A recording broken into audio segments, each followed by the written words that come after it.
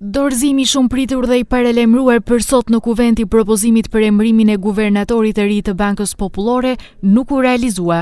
Gazyra e presidentes Gordana Siljanovska-Davkova thonë se pas konsultimeve të ndara, një orëshe të dieshme me 3 kandidatët më serioz për këtë pozicion, me guvernatoren aktuale Anita Angelovska-Bezhoska, Zoran Stavrevskin dhe Trajko Slavevskin, nevojitet kohë shtesë për të arritur në një përfundim dhe për të përcaktuar zgjedhjen më të mirë për këtë pozicion, jashtëzakonisht përgjegjës. Kryeministri Hristijan Mickoski njoftoi takim me presidenten. Јас добив информација од претседателката дека ова недела ќе биде испратен предлогот во рамките на собранието. Знам дека имаше одредени консултации во текот на викендот претседателката. Предпоставувам дека денојве ќе треба уште еднаш да се видиме, да поразговараме.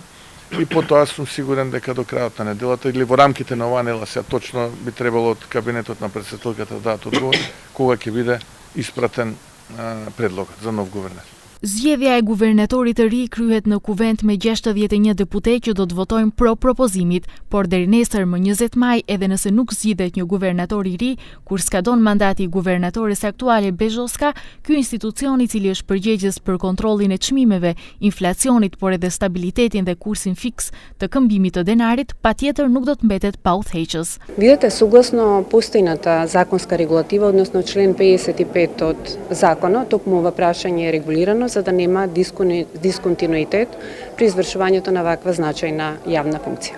Kjo do të thotë që Bezhoska do të jetë guvernatorja me autorizime të plota vendimarrëse derisa të zgjidhet pasardhësi i saj ose derisa ajo të rizgjidhet në këtë pozicion. Kryetari i LSDM-s Venko Filipçe e sheh këtë vonesë si një mosmarrëveshje midis presidentes dhe kryeministrit. Ai theksoi se nga propozimet varet nëse LSDM do të votojë për guvernatorin e ri. Треба видиме кои ќе бидат предлозите за да разговараме. Официјално нема апсолутно никаква информација, тоа што се одолговлекува и тоа што нема никаква досега предлог излезен во јавност е само за мене знак дека има сериозен партиски притисок од страна на ВМРО-ДПМН во селекцијата на предлозите за гувернер на Народната Bank.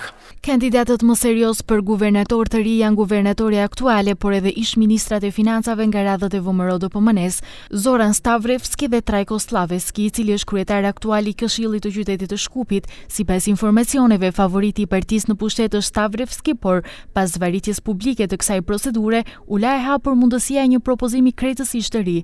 Përveç këtyre 3 kandidatëve u përmendën edhe ish zëvendës guvernatorja Maja Kadievska Vojnović dhe profesori universitar Borçe Trenovski.